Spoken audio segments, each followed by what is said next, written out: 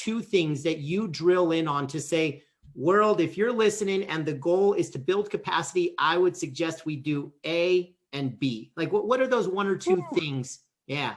I'll give you three. I'll give you three. And these are Okay. these are really the pillars. This is kind of a precursor to what's coming out. These are the pillars of when we talk about courageous vulnerability, what it is. The first is capacity. How do you do that? You mentioned part of it is self-awareness, but we like to package it more around what is your reason, right? And reason meaning not only do you have like the why that goes along with it, but what's the logic, the actionable logic that follows that why, right? So you're inspired by something, but then how do you start to put action around your inspiration? So that's what, you know, to me, that's what being emboldened is, right? It's taking an inspiration and being courageous enough to actually move forward with it. That's number one.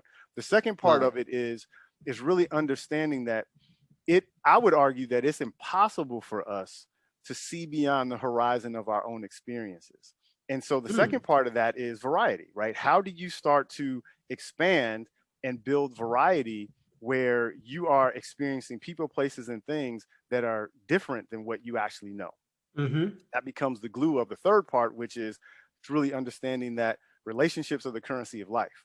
And once you expand and you have these new experiences and you're developing these relationships, it circles right back around to your capacity to learn new things, to engage with people, to connect with people, to build your own, what we call in the work that I've been doing, your identity toolbox. What's in your identity toolbox? How do you have different ways in which you can connect and relate to people and you can have conversation? It can be through sports. Yeah, it can be through race and gender. I would argue that while they're meaningful, but they're cursory, right? These are the things that fade. These are the things that we have no control over. What we do have control over, though, is our character, our experiences, how we listen, if we listen. These are the things that we can build our capacity on. So these are the things that we focus on when we talk about courageous vulnerability.